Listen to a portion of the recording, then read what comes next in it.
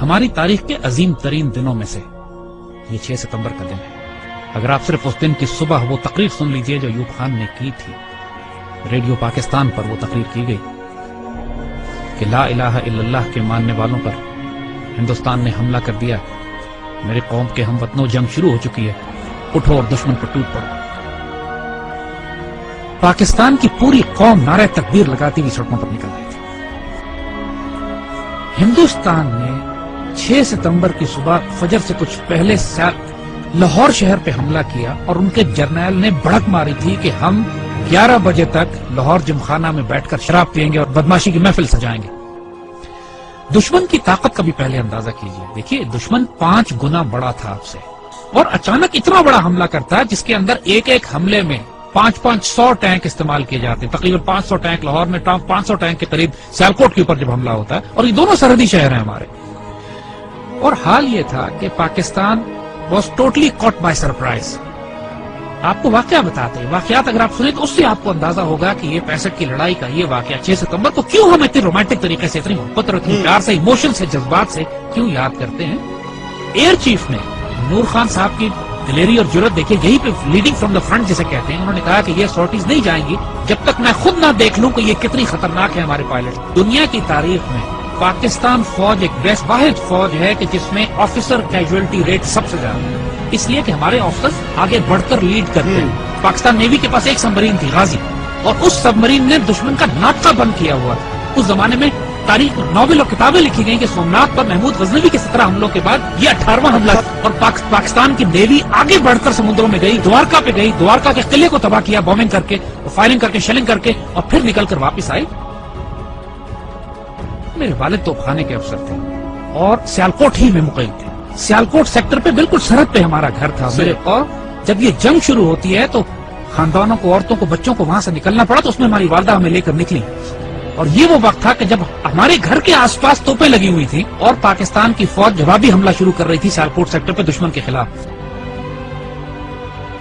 ایسے ایسے معجزات دیکھنے کو ملے ہیں۔ میرے والد عینی شاہد ہیں اس بات کے کہ ایک سیکٹر پر ہماری توپوں کی مدد کی ضرورت پڑی، ہماری پیادہ فوج کے مورچے تھے جن پہ دشمن کے ٹینکوں کا دباؤ بہت شدید تھا، اور ہماری توپوں کی آخری حد سے بھی زیادہ 2-3 کلومیٹر آگے وہ دشمن کے ٹینکوں کی پوزیشنز تھی، اور جب مدد مانگی گئی تو حساب لگایا گیا کہ ہماری توپوں کے گولے دشمن تک نہیں پہنچ سکتے، اور صورتحال یہ تھی کہ اگر اس وقت مدد نہ دی جاتی اپنی فرنٹ لائن کو تو سیالکوٹ شہر کا ایک پورا سیٹ دشمن قبضہ کر لیتے۔ اللہ کے توکل پر یقین کریں، افسروں کی آنکھوں میں آنسو آ گئے، انہوں نے اللہ کے بھروسے پہ، اللہ کے آسرے پہ کر کے دشمن کی طرف توپوں کا منہ کر کے فائر کیا ہے، اور ناقابل یقین بات ہے کہ گولا تقریباً 2.5-3 منٹ لیتا ہے فائر ہونے کے بعد توپ کا اپنی منزل پہ پہنچتے ہوئے۔ 3 منٹ کے بعد وائرلیس پہ ہماری جو آگے ہمارے مورچے تھے وہاں سے نعرے تکبیر کی آوازیں آنے لگی کہ دشمن کے توپیں ٹھیک ٹینکوں کے بیچ میں گر رہے تھے، جو کہ ہماری توپ کی آخری حد سے بھی کئی کلومیٹر آگے تھا۔ نہ اس سے پہلے کبھی توپ نے اتنا دور فائر کیا، نہ اس کے بعد کبھی اتنا دور فائر کیا۔ اس موقع پر جب ضرورت تھی تو اللہ کی طرف سے تائید آئی۔ ہزاروں واقعات ایسے ہیں، یہ باتیں بزرگوں نے کتابوں میں بھی لکھی ہیں۔ آپ ممتاز مفتی کی کتابیں اٹھا کے دیکھ لیجئے، الک نگری دیکھیے، تلاش دیکھیے، اخبار میں اس زمانے کے تمام واقعات یہ چھپے ہیں۔ جب 65 کی لڑائی شروع ہوئی، ممتاز مفتی اپنی کتابوں میں لکھتے ہیں کہ مسجد نبوی شریف میں اللہ کے بندوں نے حضور صلی اللہ علیہ وسلم کی زیارت فرمائی اور دیکھا کہ حضور جنگی لباس میں اصحاب بدر کے شہداء کے ساتھ پاکستان کے دفاع کے لیے تشریف لے جا رہے ہیں کہ پاکستان پہ حملہ ہوا ہے، ہم نے اس کا دفاع کرنا ہے۔ اور یہ باتیں ممتاز مفتی نے لکھی ہیں، کتابوں میں چھپی ہیں، اخباروں میں چھپی ہیں، یہ باتیں اپنی طرف سے ہم نہیں بنا رہے۔ یہ باتیں کہ دشمن کے طیاروں ان کو ذمہ داری دی گئی کہ راوی کے پل پہ بمباری کرنی، وہ پائلٹ پکڑا گیا، جب اس سے پوچھا گیا کہ پل تو تمہارے سامنے تھا، تم نے بمباری کیوں نہیں کی؟ کہتے ہمیں کہا گیا تھا وہاں ایک پل ہے، مجھے 6 پل نظر آ رہے تھے۔ یہ باتیں دشمن کے سپاہیوں نے کہی ہیں جن کو گرفتار کیا گیا کہ وہ اپنی گھوڑوں والی فوج کون تھی جو سفید لباس میں تھی اور جس کی تلواروں سے شعلے نکلتے تھے۔ یہ دشمن کے پائلٹس نے یہ باتیں کہی ہیں کہ ہم بم گراتے تھے، 35-40 کے قریب بم پنڈی پہ گرے، صرف 5 بم پھٹے، وہ بھی ویرانے میں، باقی بم پھٹے نہیں۔ بزرگ کہتے ہیں کہ فضائے بدر پیدا کرو تو ملائکہ آج بھی مدد کے لیے نازل ہوں گے۔ جنگ بدر پہ ہوا تھا نا ایسا، لیکن اللہ تعالیٰ قرآن میں فرماتا ہے کہ میں نے پھر 1000 ملائکہ نازل کیے، اور یہ بات صرف 1400 سال پہلے پہ محدود نہیں ہے۔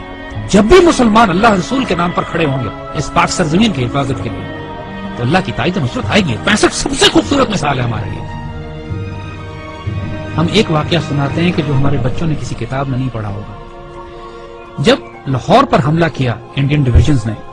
تو انڈین جرنیل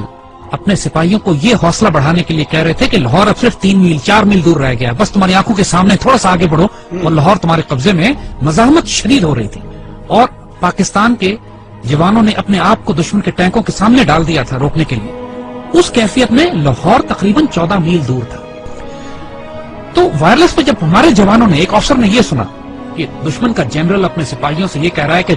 کہ صرف 3 یا 4 میل دور لاہور رہ گیا، اور اس وقت لاہور 14 میل تھا، اس وقت اس افسر نے، ہمارا وہ زخمی افسر نے اپنے مورچے سے نکلا ہے، سڑک کے کنارے جو کتبہ لگا ہوا تھا جس پر لکھا تھا لاہور 14 میل، اس پر اس کو کھڑا ہے وہاں سے، اور اس کو انڈیا کی طرف لے کر گیا ہے آگے، مزید 2 فرلانگ آگے، اور وہاں پر اس نے لگایا ہے اور اپنے خون سے اس پر نقطہ لگا کے 0.2 ایڈ کیا ہے اور لکھا ہے 14.2 بلڈی مائلز۔ 14.2 بلڈی مائلز تھا لاہور، دشمن اس کو پار نہیں کر سکا۔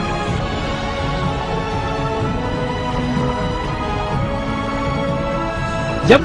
شہداء پہنچنا شروع ہوئے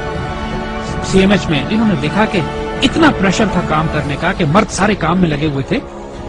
تو ان زخمیوں کو ریسیو کرنے کے لیے نرسز تھی، تو شہداء کو انہوں نے نرسز کے حوالے کیا کہ آپ ان کو تیار کریں اور رکھیں ایک طرف، تاکہ بعد میں ان کو بریل کے لیے لے جایا جائے گا۔ تو آنے والے جوانوں نے جب یہ دیکھا کہ بہنیں اور بیٹیاں ان شہداء کو ریسیو کر رہی ہیں تو ان کی آنکھوں میں آنسو آ گئے، واپس جا کے اپنی پوری یونٹ میں اعلان کیا کہ وہ شیرو دلیرو سینوں پہ گولیاں کھانا، پیچھے تمہاری بہنیں تمہیں وصول کر رہی ہیں، ایسا نہ ہو کہ تمہاری پشت دیکھیں اور یہ کہیں کہ یہ بغیرت پشت پہ گولی کھا کر آیا۔ یعنی یہ جذبہ تھا جوانوں میں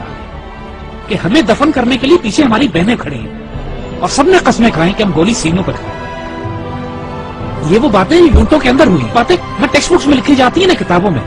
یہ وہ باتیں کہ جو فوجیوں کے سینوں میں دفن ہیں۔ ایسے بھی موقع آ گئے کہ جب دشمن کے ٹینک ہمارے توپخانے کے اتنے نزدیک پہنچ گئے کہ براہ راست توپخانے اور ٹینکوں کی لڑائی شروع ہونے والی تھی۔ کہا جاتا ہے دوسری جنگ عظیم کے بعد سب سے بڑی ٹینکوں کی لڑائی بھی سیالکوٹ میں لڑی گئی۔ باقاعدہ ایک آرٹلری افسر نے کمانڈ دی کہ H E unload and A P load, یعنی ہائی ایکسپلوسو شیل نکال دو اور اب آرمر پیئرسنگ شیل لوڈ کرو، کیونکہ اب توپ اور ٹینک کی براہ راست لڑائی شروع ہونے والی ہے۔ اور یہ ایسا موقع ہوتا ہے کہ جس کے بعد آر یا پار ہوتا ہے، اور ایسے موقع پہ اللہ نے دھند بھیج دی، بیچ میں دھندیں آ گئی جس کی وجہ سے دشمن کے ٹینک رک گئے، اور جس طرح پہلے کہا تھا کہ پہلے دشمن نے خوف طاری کر دیا اللہ۔ یہی وہ نظریاتی اور روحانی اساس تھی ہماری جو ہمیں پاکستانی مسلمان بناتی